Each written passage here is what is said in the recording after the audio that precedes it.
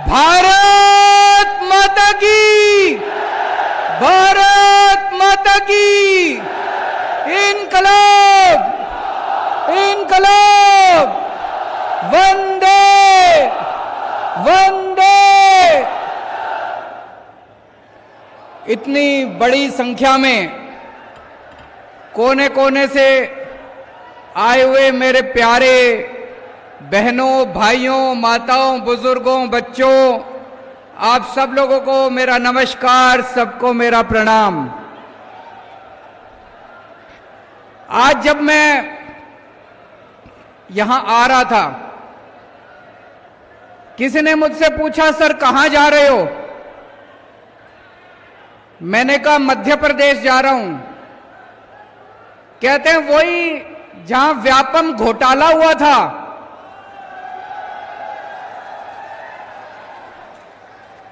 सोचो, इन नेताओं ने, इन पार्टियों ने मध्य प्रदेश का क्या बदनाम कर दिया। मध्य प्रदेश के लोग मेहनती लोग हैं, मध्य प्रदेश के लोग ईमानदार लोग हैं, मध्य प्रदेश के लोग देशभक्त लोग हैं। लेकिन आप जब पूरे देश के अंदर मध्य प्रदेश की चर्चा होती है तो लोग कहते हैं वही राज्य जहां पे व्यापम घोटाला हुआ था। आपका क्या कसूर है? लोगों का क्या कसूर है? आपके नेताओं ने और आपकी पार्टियों ने आज पूरे देश के अंदर आपका नाम बदनाम कर दिया। एक टाइम दिल्ली का भी यही हाल था। जब दिल्ली में कांग्रेस की सरकार थी, पूरे देश में जब दिल्ली की चर्चा होती थी, कहते थे वो कॉमनवेल्थ घोटाले वाला दिल्ली, सीएनजी घोटाले वाला दिल्ली, 2G घोटाले वाला दिल्ली। दिल्ली घोटालों के नाम से जाना जाता था। आज जब से आम आदमी पार्टी की सरकार बनी है, पूरे देश में जब दिल्ली की चर्चा होती है, लोग क्या कहते हैं? दिल्ली जहां पे अच्छे अच्छे स्कूल हैं, दिल्ली जहां पे मोहल्ला क्लिनिक है, दिल्ली जहां पे बिजली मुफ्त है, दिल्ली जहां पे 24 घंटे बिजली आती है, दिल्ली जहां पे पानी शानदार है, आज दिल्ली अपने कामों की वजह से शिक्षा के लिए, स्वास्थ्य के लिए पूरे देश में जाना जाता है। मेरे पास मध्य प्रदेश के कुछ लोग आए, बोले सर हमारे यहां बिजली बड़ी महंगी है। बिजली महंगी है या सस्ती है? आपको जान के ताज्जुब होगा, दिल्ली में बिजली फ्री है, दिल्ली में बिजली मुफ्त है, बिजली का बिल नहीं आता, बिजली का बिल 0 आता है। 0 0 मतलब 0, एक भी पैसा नहीं देना पड़ता। 1 साल से हमारी पंजाब में सरकार बनी है, पंजाब में भी अब बिजली का बिल 0 आने लगा है। 0। मैं मजाक नहीं कर रहा, मैं ये देख रहा हूं, कई लोग बड़े अचंभे से देख रहे हैं कि 0 कैसे आ सकता है। दिल्ली में बिजली का बिल 0 आता है, 0। पंजाब में बिजली का बिल 0 आता है, 0। और 24 घंटे बिजली आती है। 24 घंटे बिजली के पावर कट नहीं लगते। पहले दिल्ली में 8-8 घंटे पावर कट लगते थे। जब से दिल्ली में हमारी सरकार आई है, 24 घंटे बिजली आती है, 0 बिजली का बिल आता है। पंजाब में 1 साल पहले तक 7-7, 8-8 घंटे के पावर कट लगते थे। जब से हमारी सरकार आई है, पंजाब में 24 घंटे बिजली आती है, 0 बिजली का बिल आता है। मुझे पता चला है कि मध्य प्रदेश में भी 8-8, 10-10 घंटे के पावर कट लगते हैं और 200 यूनिट के मुझे बताया गया 2000 रुपए का बिल आता है। 2000 रुपए का बिल। एक बेचारा आम आदमी बिजली का बिल भरेगा कि कमाएगा कि खाएगा, क्या करेगा? दोस्तों, जब मैंने दिल्ली में बिजली का बिल 0 करा, मोदी जी बड़े नाराज हो गए, प्रधानमंत्री जी बहुत नाराज, गुस्सा हो गए मेरे से बहुत ज्यादा। बोले केजरीवाल फ्री की रेवड़ी बांट रहा है, केजरीवाल फ्री की रेवड़ी बांट रहा है।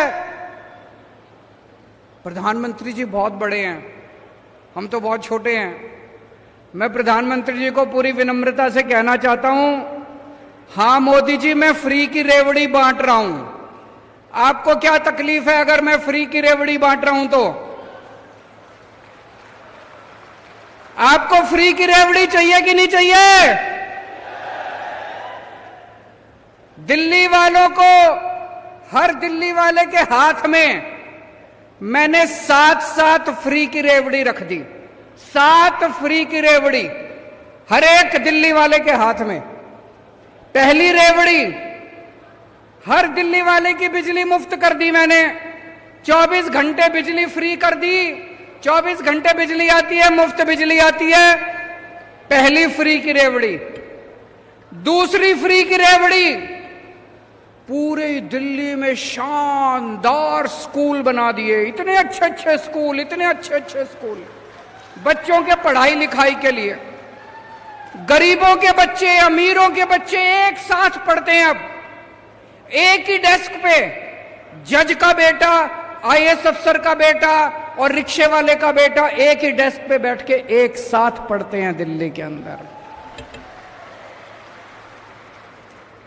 सबके बच्चों के लिए मैंने शिक्षा मुफ्त कर दी, पूरी शिक्षा मुफ्त, शानदार स्कूल बना दिए पूरी दिल्ली में। ये दूसरी रेवड़ी। तीसरी रेवड़ी, सबका इलाज मुफ्त कर दिया, सबका, बच्चा, बूढ़ा, जवान, औरत, आदमी, ब्राह्मण, बनिया, इस जात का, उस जात का, इस धर्म का, उस धर्म का, अमीर, गरीब, शानदार सरकारी अस्पताल बना दिए, जगह जगह मोहल्ला क्लिनिक खोल दिए, सबका इलाज मुफ्त कर दिया। ये तीसरी रेवड़ी। चौथी रेवड़ी, सबका पानी मुफ्त कर दिया, साफ पानी, और पानी का बिल नहीं आता, पानी का बिल 0 आता है। पांचवी रेवड़ी, बसों के अंदर महिलाओं का सफर फ्री कर दिया। किसी भी बस में, चाहे सरकारी हो चाहे प्राइवेट हो, किसी भी बस में महिला चढ़ जाए उसके पैसे नहीं लगते, फ्री में चलती है महिलाएं। छठी रेवड़ी, हर एक घर के बुजुर्गों को फ्री में तीर्थ यात्रा करा के लाता हूं। अयोध्या जी ले जाता हूं, द्वारकाधीश ले जाता हूं, शिरडी बाबा ले जाता हूं, पुरी जी ले जाता हूं, रामेश्वरम ले जाता हूं। पूरे देश में जहां आप कहो वहीं बुजुर्गों को तीर्थ यात्रा करा के लाता हूं। और 7वीं रेवड़ी, अपने युवाओं के लिए रोजगार का इंतजाम कर रहे हैं। 12 लाख बच्चों का रोजगार का इंतजाम किया। भगवंत मान ने 30,000 सरकारी नौकरियां दे दी और अभी 3 लाख बच्चों के लिए नौकरियों का इंतजाम कर रहे हैं। 3 लाख। 7 फ्री की रेवड़ी देता हूं मैं, 7 फ्री की रेवड़ी। मोदी जी मेरे से बहुत गुस्सा है, बहुत नाराज है मोदी जी मेरे से। मैं आपको पूछना चाहता हूं, आपको ये 7 रेवड़ियां चाहिए कि नहीं चाहिए? एक बार दोनों हाथ ऊपर करके बता दो, ये फ्री की रेवड़ी चाहिए कि नहीं चाहिए? मैं मोदी जी से कहना चाहता हूं, मोदी जी इतनी महंगाई कर रखी है आपने, चारों तरफ इतनी महंगाई कर रखी है।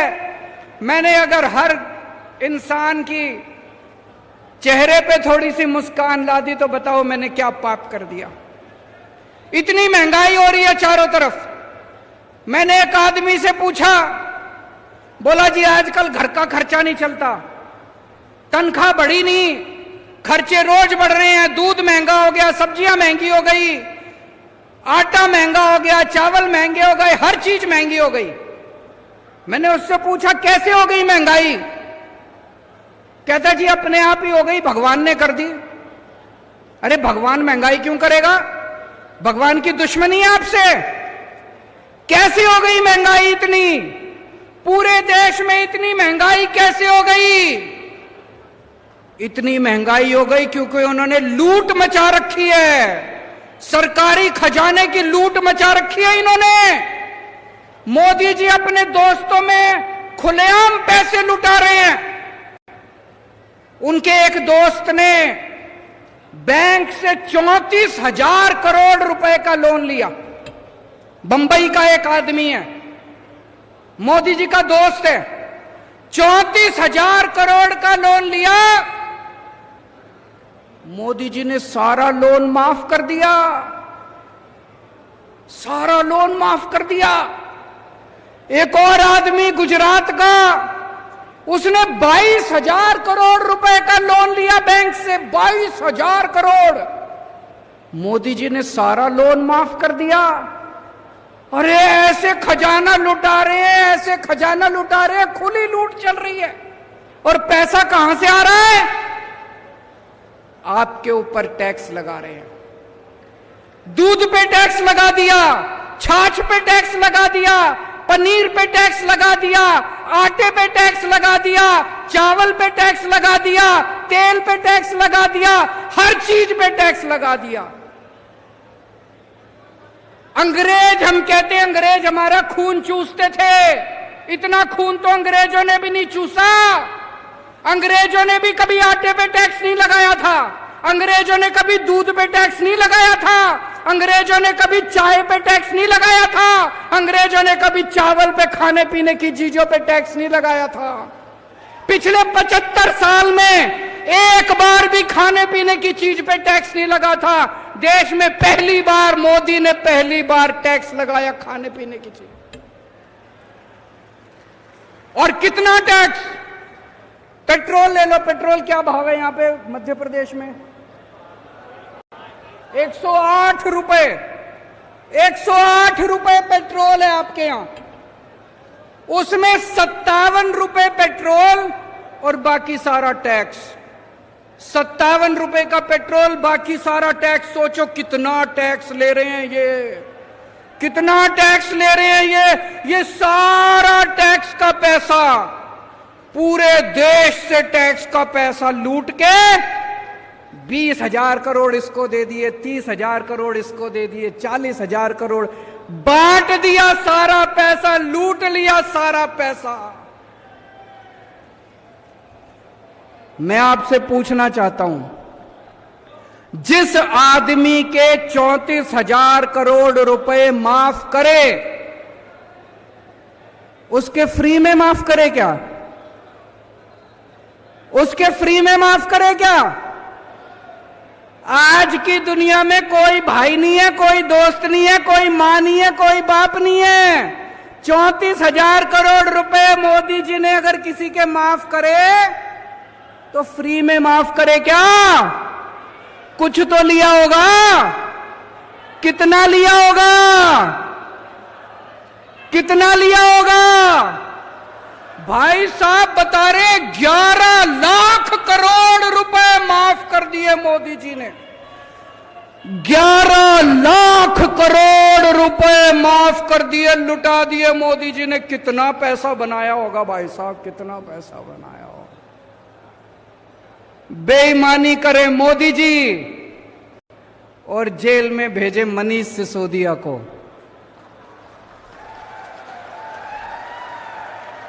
बताओ मनीष सिसोदिया का क्या कसूर है? एक बेचारा टीचर का बेटा गरीबों के बच्चों को पढ़ाने चला था। मनीष सिसोदिया ने पूरी दिल्ली में जगह जगह स्कूल बनवाए, गरीबों के बच्चों के लिए स्कूल बनवाए। सवेरे 6 बजे उठता था और स्कूलों में चला जाता था। मनीष सिसोदिया आज जेल में और बेईमानी करने वाले खुलेआम घूम रहे हैं। दोस्तों 10 साल में इन लोगों ने बेड़ा गर्क कर दिया देश का। 10 सालों के अंदर नोटबंदी करी इन्होंने। मैं पूछना चाहता हूं आपसे, किसका फायदा हुआ नोटबंदी से? कह रहे थे भ्रष्टाचार दूर होगा, भ्रष्टाचार दूर हुआ। कह रहे थे आतंकवाद दूर होगा, आतंकवाद दूर हुआ। कोई फायदा नहीं हुआ, कोई फायदा नहीं हुआ। भाई साहब, अगर आज पढ़ी लिखी सरकार होती, किसी हालत में नोटबंदी ना करती, बिल्कुल नोटबंदी ना करती। मैंने एक इंटरव्यू देखा था प्रधानमंत्री जी का। उनसे पूछा, प्रधानमंत्री जी आप कितने पढ़े हो? बोले मैं बस गांव के स्कूल में गया हूं, मैं कॉलेज नहीं गया। मैंने उनका एक भाषण सुना था प्रधानमंत्री जी का। उस भाषण में कह रहे थे मैं बस गांव के स्कूल में गया हूं, मैं कहीं कॉलेज वॉलेज की पढ़ाई नहीं करी। मैं आपसे पूछना चाहता हूं, क्या आज आधुनिक 21वीं सदी के भारत के प्रधानमंत्री को पढ़ा लिखा होना चाहिए कि नहीं होना चाहिए? मैं आपको एक कहानी सुनाना चाहता हूं।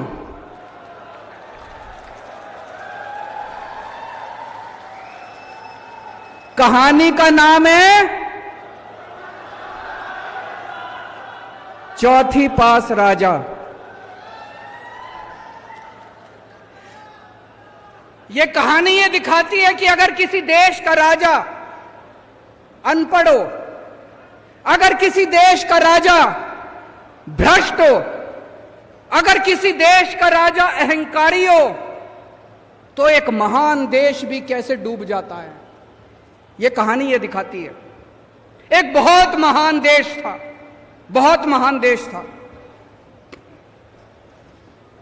उस देश में एक गांव में एक बहुत गरीब परिवार में एक बच्चे का जन्म हुआ। तो गांव में जैसे बच्चे का जन्म होता है, हर गांव का एक ज्योतिषी होता है, एक पंडित होता है। वो ज्योतिषी आया, उसने बच्चे की कुंडली बनाई। बच्चे की कुंडली बना के ज्योतिषी बोला, माई तेरा बेटा बड़ा होके बहुत बड़ा सम्राट बनेगा। मां बोली, मैं तो एक बहुत गरीब औरत हूं, मेरा बेटा सम्राट कैसे बनेगा? ज्योतिषी बोला, नहीं माई, इसके बच्चे की कुंडली में लिखा है। बच्चा धीरे धीरे बड़ा होने लगा। उसे गांव के स्कूल में भर्ती करा दिया। बच्चे का पढ़ने लिखने में मन नहीं लगता था। किसी तरह से मुश्किल से उसने चौथी पास करी। मां ने स्कूल से नाम कटा दिया। बोला थोड़ी कमाई करके लाएगा, घर का खर्चा चलेगा। घर के पास एक रेलवे स्टेशन था। रेलवे स्टेशन पे बच्चा जाके चाय बेचने लगा।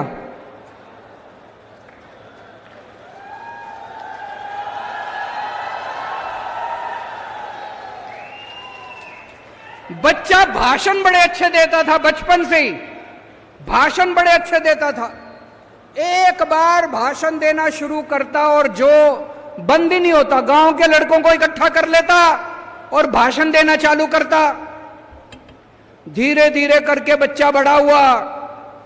ज्योतिषी ने कहा था, कुंडली में लिखा था, बच्चा उस महान देश का राजा बन गया बड़ा होके। अब बच्चा राजा तो बन गया, उस चौथी पास राजा को कुछ भी ना आए, पढ़ना लिखना आता नहीं था, समझ थी नहीं। अफसर आते थे, जो मर्जी फाइल पे साइन करा के ले जाते थे अफसर, जो मर्जी फाइल पे। अफसर उसको अंग्रेजी में बोलते, उसको समझ नहीं आता। जो मर्जी फाइल पे राजा साइन कर देता, अफसरों की ऐश हो गई। धीरे धीरे पूरे देश में फैल गया कि राजा अनपढ़ है। राजा को बड़ा चिंता होने लगी कि लोग तो मेरा मजाक उड़ाते हैं। राजा ने जुगाड़ करके कहीं से एक फर्जी डिग्री का इंतजाम कर लिया, एमए की डिग्री।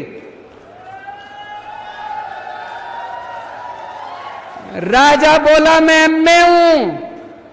अब जनता हंसने लगी। जनता को तो पता था असलियत क्या है, जनता को तो पता था राजा की डिग्री फर्जी है।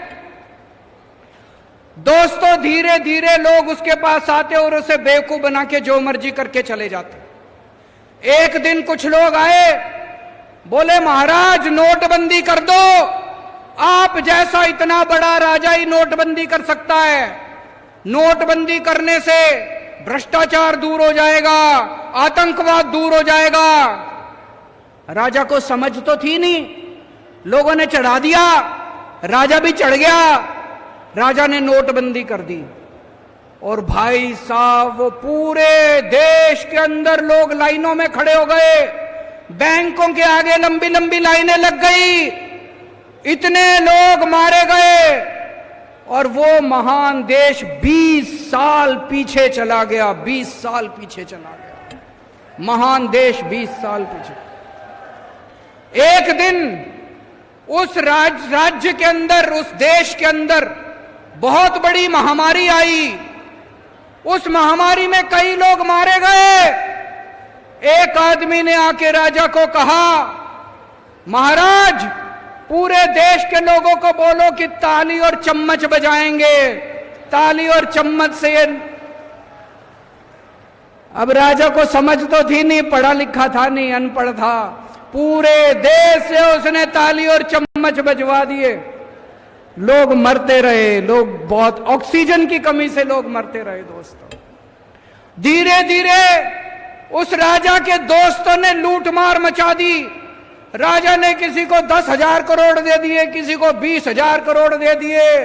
पूरे देश में महंगाई फैल गई, बेरोजगारी फैल गई, बलात्कार होने लगे, चारों तरफ हाहाकार मच गया। ऊपर सारे देवता देख रहे थे, आसमान में सारे देवता इकट्ठे हुए और सारे देवता मिलके शिवजी महाराज के पास गए। बोले महाराज कुछ करो, पृथ्वी पे घोर अन्याय हो रहा है, घोर पाप हो रहा है, कुछ करो। महाराज ने आंखें बंद करके ध्यान किया और शिवजी महाराज ने उस महान देश के हर आदमी के अंदर आके ऐसी भावना डाली कि अगली बार जब चुनाव हुआ, अपने आप लोगों का बटन उसके बटन पे नहीं गया, दूसरा बटन दब गया लोगों का और वो राजा हार गया उस चुनाव के अंदर।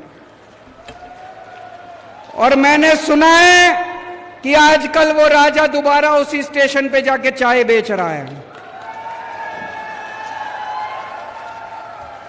दोस्तों वक्त बड़ा बलवान है, वक्त बड़ा बलवान है, वक्त से डरना चाहिए।